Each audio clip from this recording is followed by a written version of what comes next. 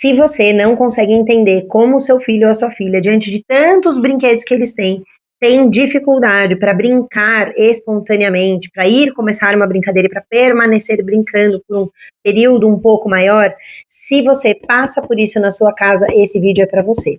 Eu vou te explicar aqui quais são os 3 maiores causadores desse tipo de comportamento, tá? Nesse vídeo. A nossa maior tendência é sempre achar que a criança que tem muitos brinquedos e que faz isso é a criança que, na verdade, tá mimada demais, ou então ela já ganha tantos brinquedos que ela já nem se importa mais, nada mais é novidade. E não é necessariamente isso. Uma criança dificilmente vai ter um comportamento de não brincar por causa disso, tá? Na maioria das vezes, isso acontece por esses 3 motivos que eu vou descrever aqui nesse vídeo. E aí a gente vai falar um pouquinho sobre o que você pode fazer se você perceber que este erro está acontecendo aí na sua casa. Seja só um deles, 2 ou mesmo os 3 simultaneamente, tá bom? Então vamos lá. O primeiro erro é o excesso de brinquedos. E aí parece meio contraditório com tudo que eu, comecei falando nesse vídeo, mas a questão não é exatamente quantos brinquedos o seu filho ou a sua filha tem. E não tem nenhum problema se vocês forem uma família que possibilitam, enfim, que prioriza que eles tenham brinquedos e tenham em grande quantidade. O grande ponto, que é o ponto que atrapalha o processo do brincar da criança, é essa grande quantidade de brinquedos estar à disposição o tempo todo. E aí, o que acontece? Quando a criança tem muitas opções a mais do que o cérebro dela é capaz de analisar e escolher uma apenas, sem ficar confuso, o cérebro dela se perde. E ele não consegue nem definir qual ele quer. É como se você chegasse, por exemplo, em um restaurante e se deparasse com 8 opções de pratos, que são os que você mais ama no mundo. Entendeu? E aí você fala, nossa, mas o que eu vou comer? E aí você não consegue escolher porque você fica só pensando em como você talvez vai se arrepender se você pedir esse e não pedir aquele, entende? Então é mais ou menos isso que acontece com o cérebro da criança, quando ela é colocada numa situação em que existe uma grande quantidade de estímulos disponíveis para ela ao mesmo tempo. Existe a possibilidade de você colocar uma quantidade de estímulos simultaneamente? Existe, mas você não pode colocar demais. Então, vamos supor que a sua criança tenha, sei lá, 60 brinquedos diferentes, entre dominó, cartas, bonecos, carrinhos, cenários, fantasias, etc. E todas essas opções ficam ali disponíveis naquela brinquedoteca linda que você fez, toda decorada, com móveis, suas medidas, num tema maravilhoso e tal. Tá tudo lá, e a sua criança não brinca.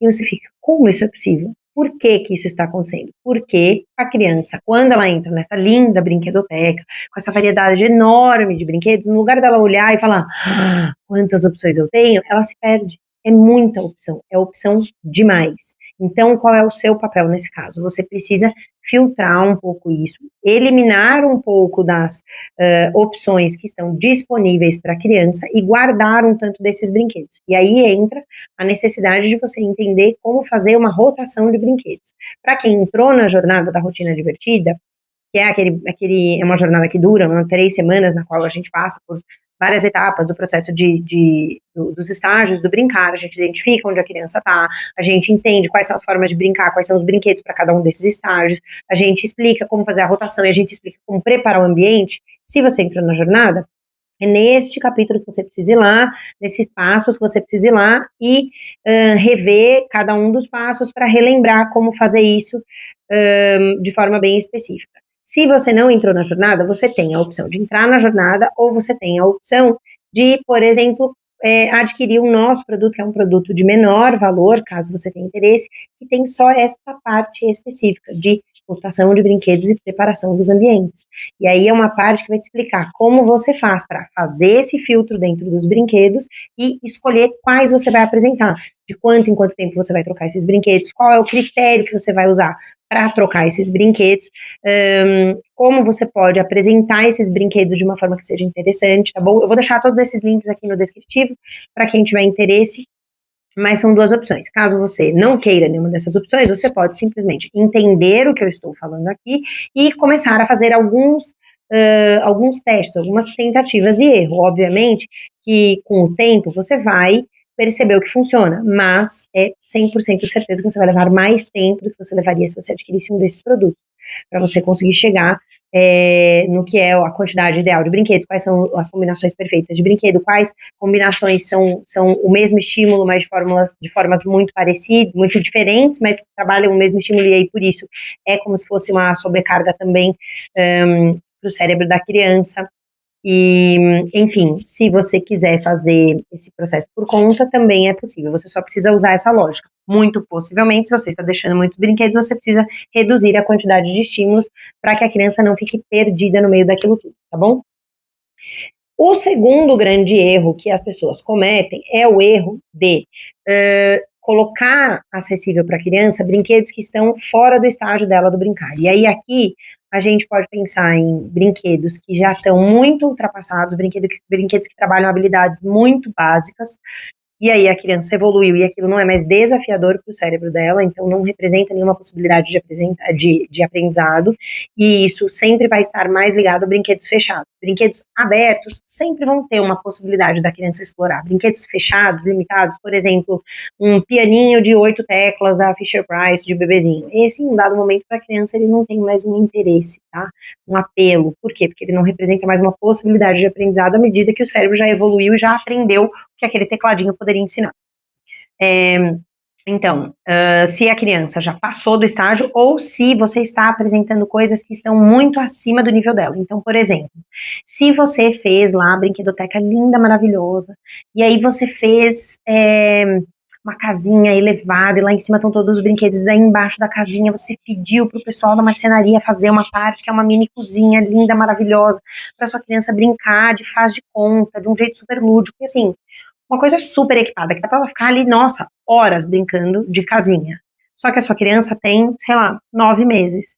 Uma criança de 9 meses não vai dar conta de brincar de faz de conta. Por quê? Porque ela não tem as habilidades necessárias desenvolvidas para conseguir fazer a forma de pensamento, que é o pensamento abstrato, para brincar de faz de conta. Então é muito provável que essa criança não engaje ali numa brincadeira. Talvez ela explore um pouquinho, mas usando a forma de brincar que é daquela fase dela, que é o sensorial exploratório, no máximo um funcional, entendeu? Mas assim, ela não vai chegar em um simbólico consistente, falar, vou fazer uma comidinha, vou pegar nos meus brinquedinhos, vou colocar eles aqui sentadinhos e vou fazer uma comidinha, blá blá blá, você é não sei quem no meu restaurante, eu sou, entendeu? Ela não vai fazer isso, porque ela não está nessa habilidade, nesse nível do estágio do brincar. E aí, obviamente, que ela não vai engajar. Então, esse é o segundo grande erro. Dar brinquedos ou propor brincadeiras que estão fora do estágio do brincar no qual a criança se encontra. E o terceiro maior erro é não preparar os ambientes de acordo com o fluxo de pensamento, o fluxo do brincar que acontece na cabeça da criança. Então, vamos lá. Existe uma diferença muito grande entre você deixar em cima de um móvel uma caixa de blocos de montar inteira fechada e você deixar aqueles blocos abertos, organizados de um jeito que visualmente provoca uma faísca da curiosidade, da necessidade de exploração, da criatividade da criança. A gente precisa entender que o ambiente é um dos educadores do desenvolvimento da criança. E aí o ambiente, ele tem que servir como se fossem convites ocultos. É como se a criança entrasse no ambiente e viesse uma voz. Ela olha e viesse uma voz no ouvido dela e falasse, vem brincar comigo, vem montar tal coisa comigo, vem brincar de blá blá blá comigo, entendeu? Todos os ambientes, eles podem ser organizados de forma que eles sejam um convite para a criança, uma faísca que se acende no cérebro dela e aí ilumina aquela parte do cérebro e ela ativa aquela forma de brincar, tá bom? E aí o que a gente tem que pensar é que esses problemas, na verdade, eles meio que é difícil você perceber, por exemplo, que uma família vai cometer só um deles, eles meio que se completam, digamos assim. Então, por exemplo, a família que coloca muitos brinquedos em um mesmo ambiente, muito possivelmente eles também não conhecem ainda como é que se faz para preparar um ambiente, para preparar propostas, para criar oportunidades de brincadeiras dentro daquele ambiente. Uma família que não consegue ou não percebeu ainda ou não sabe identificar o estágio do brincar em que a criança está, muito possivelmente também não vai conseguir organizar aquele brinquedo de forma que a criança consiga brincar. Vou dar outro exemplo. Blocos duplos. Vou pegar aqui só para mostrar. Blocos de montar duplo são brinquedos que são para uma criança menor.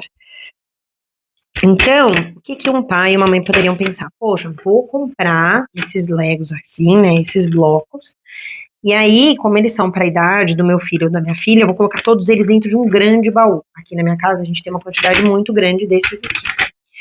Vou colocar todos dentro de um grande baú. E aí, como tá na idade, né, do meu filho, da minha filha lá de 4 anos, eles vão conseguir brincar.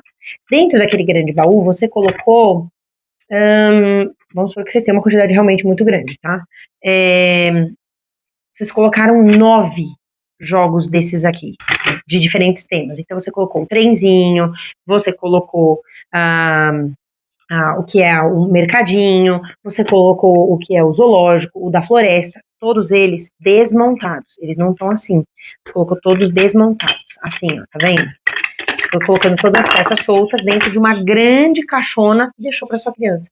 Aí você falou, poxa, eu comprei o brinquedo que é apropriado para o estágio, eu coloquei lá, estava aberto, estava acessível, estava dentro de uma caixa linda e minha criança não engajou, não entrou na brincadeira. Por que ela não entrou? Porque você também precisa saber que, dependendo da idade da criança, não existe só a necessidade de você adequar o tipo do brinquedo e aí colocar em qualquer quantidade. Você precisa também adequar qual proposta você vai fazer.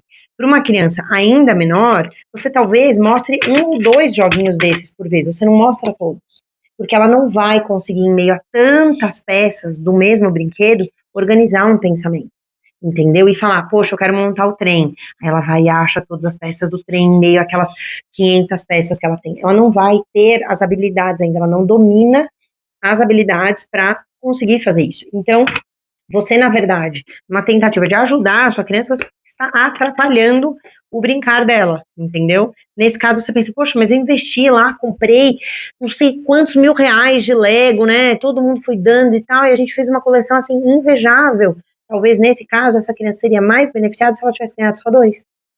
Entendeu? Então, o que a gente precisa entender sobre preparar o ambiente também é isso. Não é necessariamente só a adequação do brinquedo para o estágio, saber identificar o estágio que a criança está e adequar o brinquedo. É você entender até como você coloca esse brinquedo, em que quantidade, qual é a forma de apresentação ideal, né?